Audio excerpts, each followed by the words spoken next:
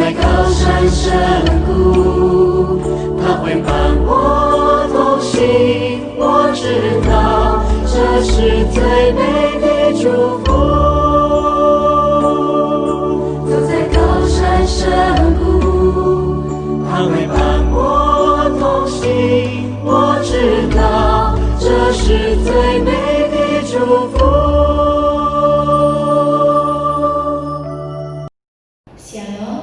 Ibu-ibu yang terkasih di dalam Kristus, puji Tuhan malam hari ini kita masih diberi kesempatan untuk beribadah dan memuji Tuhan. Sebelum kita mulai kebaktian kita, mari kita bersedia hati.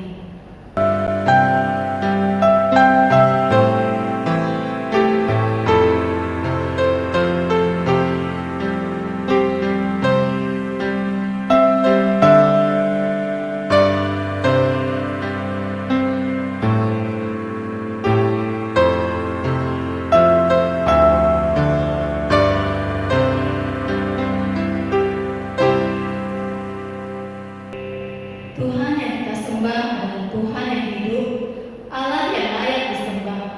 Menjadi anaknya adalah suatu kebanggaan bagi kita.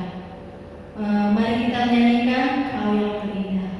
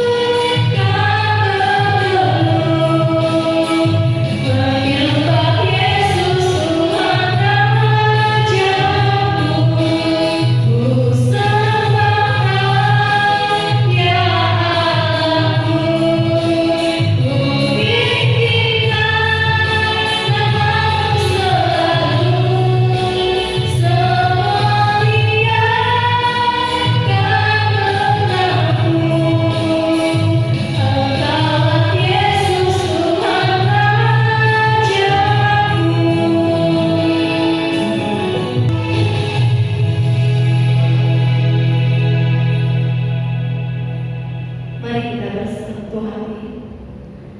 Bapa yang baik, terima kasih Tuhan, Engkau memelihara dan menjaga kami, sehingga kami semua jemaat yang dijauhkan dari virus corona. Bapa, kami mohon Tuhan, kiranya pandemi ini segera berlalu, sehingga kami umat-Mu, domba-domba-Mu tidak kehilangan arah, Bapa. Kiranya Tuhan, virus ini segera berlalu. Bapa, jadikan kami anak-anak-Mu yang penuh dengan hikmat bijaksana dalam mengurus segala sesuatu. Kiranya Bapa, firman-Mu senantiasa selalu menjadi pelita bagi kami, sehingga kami menjadi berkenan di hadapan-Mu. Terima kasih Tuhan, kami mau menyerahkan ibadah kami ke dalam tangan-Mu. Hanya dalam nama Yesus kami berdoa. Amin. Kita tahu hidup ini tak selalu baik, penuh dengan pergumulan. Tapi kita percaya rancangannya adalah rancangan yang terbaik. Mari kita memuji Tuhan, jangan Tuhan.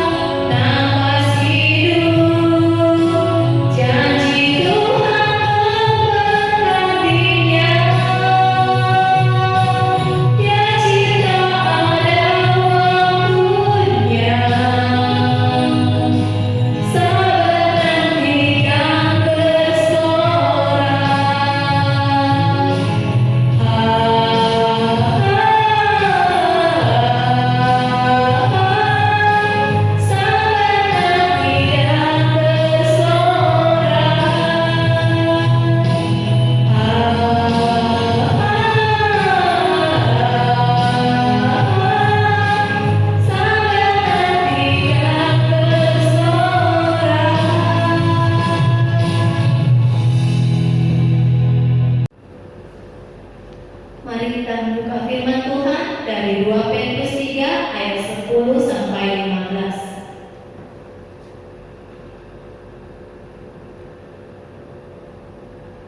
Hari Tuhan. Tetapi hari Tuhan akan tiba seperti pencuri. Pada hari itu langit akan lenyap dengan gemuruh yang dahsyat dan unsur-unsur dunia akan hangus dalam nyala api, dan bumi dan segala yang ada di atasnya akan hilang lenyap. Jadi jika segala sesuatu ini akan hancur secara demikian, betapa suci dan salehnya kamu harus hidup, yaitu kamu yang menantikan dan mempercepat kedatangan hari Allah. Pada hari itu langit akan binasa dalam api dan unsur-unsur dunia akan hancur karena nyalanya. Tetapi sesuai dengan janjinya, kita menantikan langit yang baru dan bumi yang baru, di mana terdapat kebenaran. Sebab itu, saudara-saudaraku yang terkasih, sambil menantikan semuanya ini, kamu harus berusaha supaya kamu kedapatan tak bercacat dan tak bernoda di hadapannya dalam perdamaian dengan Dia. Anggaplah kesabaran Tuhan kita sebagai kesempatan bagimu untuk beroleh selamat, seperti juga Paulus, saudara kita yang terkasih, telah menulis kepadamu menurut hikmat yang dikaruniakan kepadanya. Amin. Kembali kita memuji Tuhan, lebih mengenal Engkau.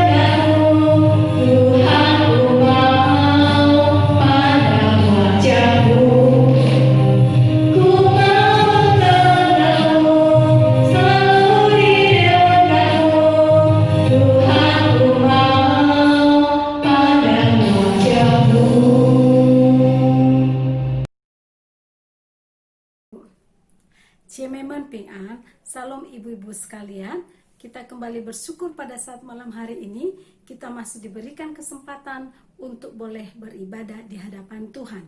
Saatnya kita akan menikmati kebenaran firman Tuhan. Sebelumnya mari kita bersatu di dalam doa. Women Lai Tokau. Bapa kami yang di dalam surga, pada saat ini ya Tuhan, kami membawa hati kami di hadapan-Mu untuk mendengarkan firman-Mu.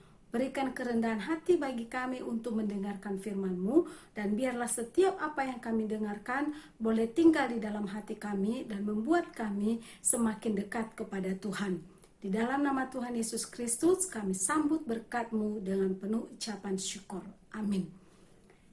Baiklah ibu-ibu yang terkasih, pada malam hari ini kita akan merenungkan satu bagian firman Tuhan yang saya ambil dari 2 Petrus pasal 3 ayat 1 sampai dengan ayat yang ke-11. Demikian bunyi firman Tuhan. Hari Tuhan. Saudara-saudara yang kekasih, ini sudah surat yang kedua yang kutulis kepadamu. Di dalam kedua surat itu, aku berusaha menghidupkan pengertian yang murni oleh peringatan-peringatan, supaya kamu mengingat akan perkataan yang dahulu telah diucapkan oleh nabi-nabi kudus dan mengingat akan perintah Tuhan dan juru selamat yang telah disampaikan oleh rasul-rasul kepadamu. Yang terutama harus kamu ketahui ialah bahwa pada hari-hari zaman akhir akan tampil pengejek-pengejek dengan ejekan-ejekannya, yaitu orang-orang yang hidup menuruti hawa nafsunya. Kata mereka, di manakah janji tentang kedatangannya itu? Sebab sejak bapak-bapak leluhur kita meninggal, segala sesuatu tetap seperti semula pada waktu dunia diciptakan. Mereka sengaja tidak mau tahu bahwa oleh firman Allah, langit telah ada sejak dahulu dan juga bumi yang berasal dari air dan oleh air. Dan bahwa oleh air itu, bumi yang dahulu telah binasa dimusnahkan oleh air bah. Tetapi oleh firman itu juga, langit dan bumi yang sekarang terpelihara dari api dan disimpan untuk hari penghakiman dan kebinasaan orang-orang fasik. Akan tetapi saudara-saudaraku yang kekasih, yang satu ini tidak boleh kamu lupakan, yaitu bahwa di hadapan Tuhan satu hari sama seperti 1000 tahun, dan 1000 tahun sama seperti satu hari. Tuhan tidak lalai menepati janjinya, sekalipun ada orang yang menganggapnya sebagai kelalaian. Tetapi ia sabar terhadap kamu, karena ia menghendaki supaya jangan ada yang binasa, melainkan supaya semua orang berbalik dan bertobat. Tetapi hari Tuhan akan tiba seperti pencuri. Pada hari itu langit akan lenyap dengan gemuruh yang dahsyat, dan unsur-unsur dunia akan hangus dalam nyala api, dan bumi dan segala yang ada di atasnya akan hilang lenyap. Jadi, jika segala sesuatu itu akan hancur secara demikian, betapa suci dan salehnya kamu harus hidup. Demikian pembacaan firman Tuhan. Ibu-ibu yang terkasih di dalam nama Tuhan Yesus, dimulai dari Wuhan pada bulan Desember 2019, kita menerima kabar munculnya virus baru, yaitu virus corona. Walaupun hal itu benar-benar terjadi, namun pada saat itu kita semua masih tenang-tenang saja. Dan mungkin juga berpikir, masih jauh. Sangat jauh dari Indonesia ke Wuhan. Jadi tidak mungkin dengan mudah bisa sampai ke Indonesia. Ibu-ibu yang terkasih, namun memasuki bulan Februari, kita di sana sudah mulai terlihat gusar. Karena virus corona ini mulai menjalar ke berbagai negara. Dan akhirnya pada bulan Maret masuk ke Indonesia. Tidak sedikit orang-orang yang telah meninggal akibat daripada virus corona ini. Ibu-ibu yang terkasih di dalam nama Tuhan Yesus Kristus, kehadiran virus corona ini benar-benar memberikan peluang gerak besar bagi perkabaran Injil. Di sana sini kita melihat dan mendengar hamba-hamba Tuhan memberitakan tentang akhir zaman, memberitakan tentang kedatangan Tuhan Yesus yang kedua kali, dan memberitakan tentang tanda-tanda dari zaman akhir, dan salah satunya adalah wabah penyakit. Wabah penyakit menular yang sangat mengerikan dan sangat cepat menjalar dan mematikan. Pada saat itu, ibu-ibu yang terkasih, kita melihat begitu banyak orang yang sangat ketakutan dan berusaha mendekatkan diri kepada Tuhan. Hampir setiap hari, di setiap rumah, pagi dan malam, terdengar ibadah-ibadah, doa. Dan kita tahu di gereja-gereja, walaupun dilakukan secara online, jemaat-jemaat berusaha untuk mendekatkan diri kepada Tuhan Yesus. Di seluruh dunia dibuat gerakan doa untuk memohon belas kasihan Tuhan supaya wabah virus corona ini dihentikan. Di sana sini kita melihat orang-orang Kristen dengan segenap hati, bahkan ada orang yang berpuasa memohon pengampunan dan pertobatan. Dan kita melihat Bapak Ibu yang terkasih, virus corona tak kunjung hilang. Kepintaran manusia tak mampu menjadi penangkal dari virus corona. Orang-orang berilmu tak mampu juga untuk menemukan vaksinnya. Laboratorium sibuk melakukan berbagai percobaan, namun sampai sekarang tidak ada tanda-tanda keberhasilan. Ibu-ibu yang terkasih di dalam nama Tuhan kita Yesus Kristus, di sini kita melihat seolah-olah Tuhan itu memalingkan wajahnya dan Dia sedang menyatakan kekuatannya, kekuasaannya kepada manusia. Seolah-olah Tuhan sedang memperlihatkan siapa sebenarnya manusia, manusia yang sangat lemah, manusia yang hidup hanya karena belas kasihan Tuhan. Di manakah kepintaran manusia? Di manakah keangkuhan manusia? Di manakah kesombongan manusia? Di manakah orang-orang yang selama ini mengandalkan kekuatan, mengandalkan dirinya, mengandalkan uang, mengandalkan harta, mengandalkan tahta, mengandalkan pengetahuan? Di mana semuanya?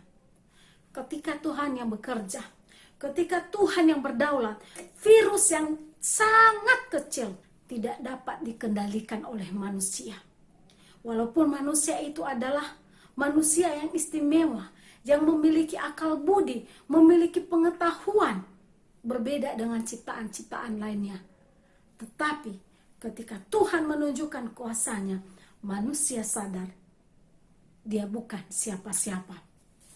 Ibu-ibu yang terkasih di dalam nama Tuhan Yesus Kristus, virus yang terkecil ini sungguh tidak bisa dikendalikan. Ia kecil, tidak terlihat, tapi mampu mematikan. Ia tidak pandang bulu, ia tidak peduli kaya atau miskin. Dia tidak peduli kedudukannya apa, warna kulitnya, tua atau muda. Kematian ada di depan mata dan sungguh menghantui banyak orang. Dan lebih menyayat hati lagi ketika orang-orang yang mereka kasihi mati tanpa sepengetahuan mereka dan dikubur tanpa kehadiran mereka, tanpa kehadiran keluarga, tanpa kehadiran orang-orang yang mengasihi mereka. Sungguh menyayat hati. Ibu-ibu yang terkasih, situasi ini adalah bagian dari penderitaan yang harus kita tanggung, sekaligus alat untuk menyeleksi iman kita. Sejauh mana kita sungguh-sungguh bersandar kepada Tuhan, sejauh mana kita sungguh-sungguh dekat kepada Tuhan, sejauh mana kita sungguh-sungguh percaya kepada Tuhan Yesus, sejauh mana kita sungguh-sungguh mencari Tuhan.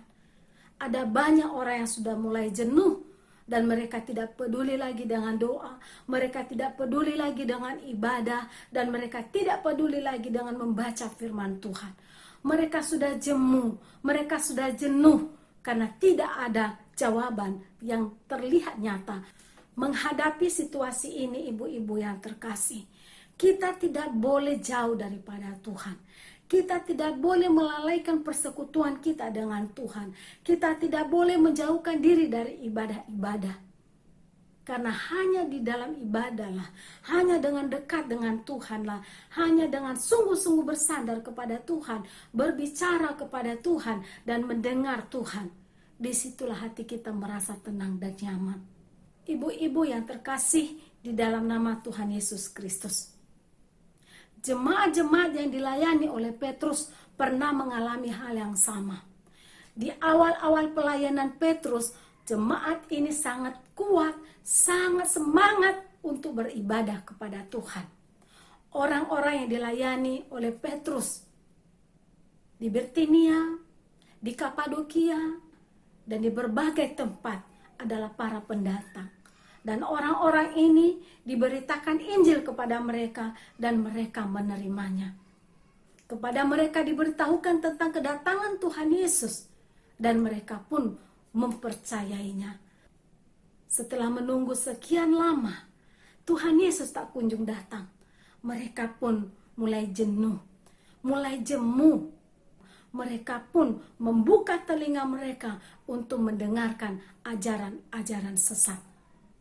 Petrus memperingatkan mereka dan mengingatkan mereka tentang kehidupan manusia di akhir zaman. Seperti apa kehidupan manusia menjelang zaman akhir, ibu-ibu?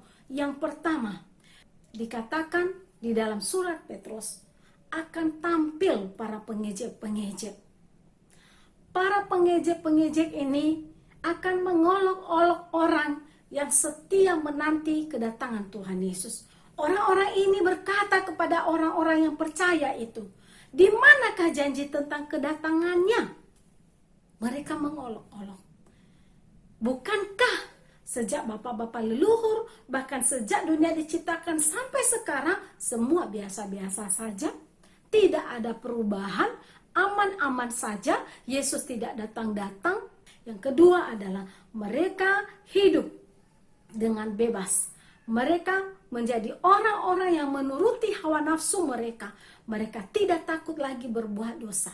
Mereka tidak takut dengan pencabulan. Mereka tidak takut untuk merampok. Mereka tidak takut untuk membunuh. Mereka tidak takut untuk berzina. Mereka tidak takut melakukan dosa apapun. Nafsu dosa menguasai mereka dan mereka merasa aman. Ibu-ibu yang terkasih, firman Tuhan ini disampaikan oleh Petrus kepada jemaat yang dilayaninya supaya mereka tidak jemu-jemu menanti kedatangan Tuhan Yesus. Supaya mereka juga tidak terlena untuk mempersiapkan diri dengan baik menjelang kedatangan Tuhan Yesus. Petrus mengingatkan mereka agar tetap menyiapkan diri, karena di hadapan Tuhan 1 hari sama dengan 1000 tahun, dan 1000 tahun sama dengan 1 hari. Dalam arti kita tidak tahu perhitungan Tuhan. Yang terpenting adalah kita berjaga-jaga dan bersiap diri. Yang pasti di ayat 9 dikatakan bahwa Tuhan tidak lalai menepati janjinya. Dia seperti pencuri, tidak ada yang tahu kapan waktunya. Tuhan tidak lalai menepati janjinya, sekalipun ada orang yang menganggapnya sebagai kelalaian. Ibu-ibu yang terkasih di dalam nama Tuhan Yesus Kristus, kalau Tuhan Yesus masih belum datang sampai sekarang, mari kita perhatikan di dalam ayat 9b. Di sana dikatakan Tuhan Yesus belum mau datang karena ia sabar. Ia sabar. Ia sedang memberi kesempatan bagi manusia untuk bertobat. Ia menghendaki semua manusia ini bertobat, ibu-ibu. Ia menghendaki semua manusia selamat. Maka Tuhan sedang memberikan kesempatan bagi manusia untuk mempersiapkan dirinya dengan baik, untuk bertobat, meninggalkan perbuatan jahatnya, meninggalkan perbuatan dosanya, dan berbalik kepada Tuhan. Ibu-ibu yang saya kasihi di dalam nama Tuhan Yesus, walaupun kita tidak tahu kapan kedatangannya secara universal, secara keseluruhan datang ke dalam dunia ini, ataupun kedatangan Yesus secara pribadi, memanggil kita pulang pribadi, lepas pribadi ke rumahnya ke surga. Walaupun kita tidak tahu waktunya, namun yang pasti ada hal yang harus kita lakukan untuk menjaga diri dan mempersiapkan diri menjelang kedatangannya. Apakah itu, ibu-ibu? Yang pertama, marilah kita sama-sama saling mengingatkan, saling menopang, dan lebih giat lagi melakukan apa yang Tuhan mau. Membaca firman Tuhan, kita belajar mengerti, mengetahui apa isi hati Tuhan, apa yang ingin Tuhan kita lakukan selama kita masih hidup di dunia ini. Kita baru bisa tahu apa yang Tuhan ingin kita lakukan di dalam dunia ini kalau kita membaca firman-Nya. Kita baru bisa mengerti kehendak firman Allah kalau kita membaca firman Tuhan dan merenungkannya siang dan malam. Yang kedua, mari kita bersama-sama memelihara iman kita dan berjuang setiap hari untuk hidup kudus, menjaga hidup kita agar tidak bercela. Yang ketiga, mari kita ambil waktu setiap kesempatan untuk berbicara kepada Tuhan, berdoa kepada Tuhan, berdoa untuk negara kita, untuk bangsa kita, dan untuk wabah yang sedang terjadi. Yang keempat, ibu-ibu, mari kita mempersembahkan diri kita sepenuh hati, sepenuh jiwa kita kepada Tuhan. Ibadah yang kita lakukan jangan sekedar formalitas, tapi biarlah itu lahir dari hati kita yang paling dalam. Kalau kita melakukannya hanya karena formalitas, hanya karena malu karena tidak ada nama kita tertulis di dalam absen, maka sebenarnya kita sendiri yang rugi, bukan orang lain. Karena ibadah, Sabat, hari perhentian diberikan untuk kita, supaya kita punya kesempatan untuk beribadah kepada Tuhan. Yang kelima, kita tidak boleh hanya menjadi orang-orang yang mengerti kebenaran firman Tuhan, yang hanya tahu sebatas pengetahuan, tetapi mari kita melakukan tugas penting kita yang diamanatkan oleh Tuhan Yesus sebelum Dia kembali ke surga, yaitu memberitakan Injil. Yang keenam, kita hidup peduli kepada sesama.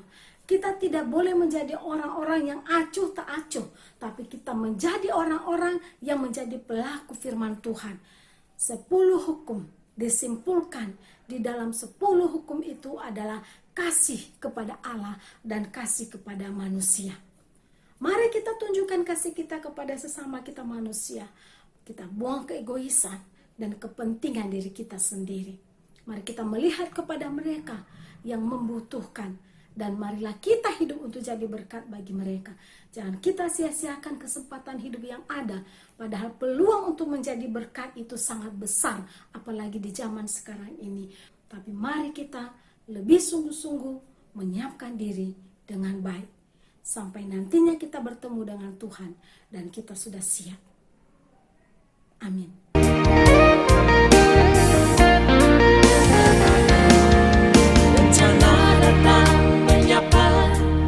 Dengan rasa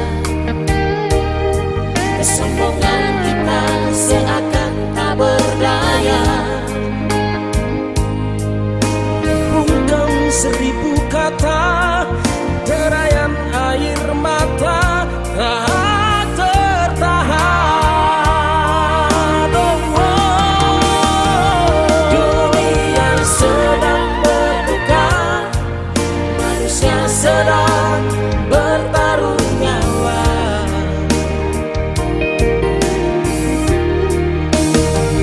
Ribuan nyawa melayang, jeritan tangis di mana-mana.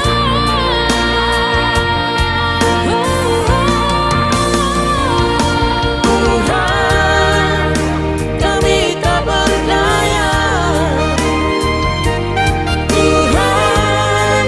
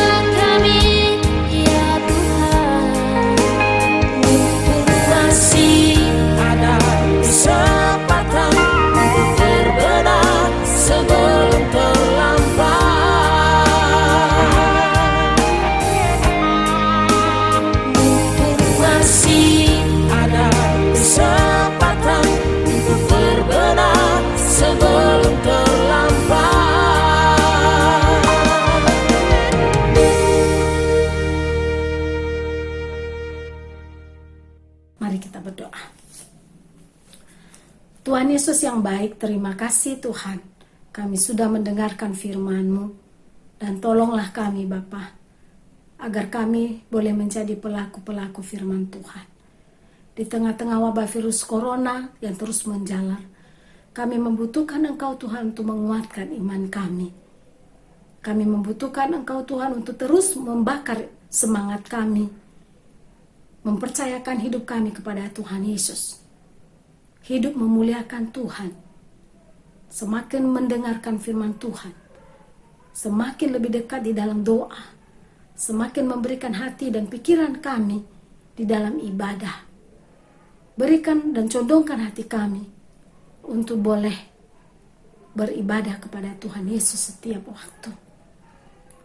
Terima kasih ya Tuhan, kami menyerahkan keadaan virus corona saat ini. Hanya belas kasihan-Mu Tuhan yang kami harapkan. Karena kami tahu kami tidak dapat mengendalikannya. Hanya Engkau harapan kami ya Tuhan. Kami bukan siapa-siapa dan kami hanya hidup karena kasih karunia. Oleh karena itu Tuhan Yesus, hanya belas kasihan-Mu Bapa yang kami harapkan. Sertai kami, keluarga kami, anak-anak kami. Di dalam nama Tuhan Yesus Kristus kami berdoa dan mengucap syukur. Amin. Kita tahu kita adalah manusia berdosa, kita tidak layak di hadapan Tuhan, tapi kita mau hidup diubah sehingga berkenan di mata Tuhan. Kita mau menyanyikan menjadi layak hormatnya.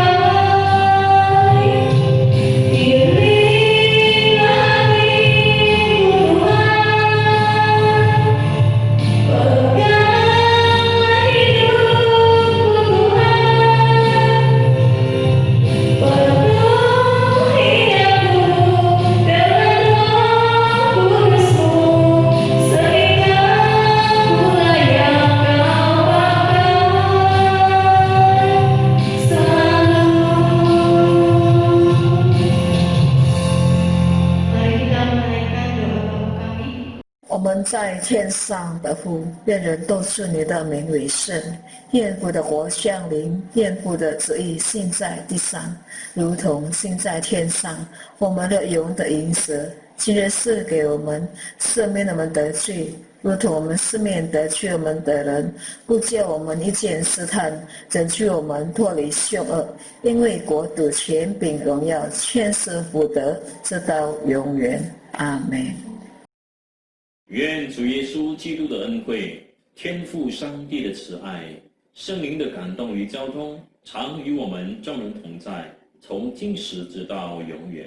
Kiranya kasih karunia Yesus Kristus dan kasih sayang dari Allah Bapa serta persekutuan dengan Roh Kudus senantiasa menyertai kita dari saat ini sampai selama-lamanya. Amin. Ibadah kita selesai.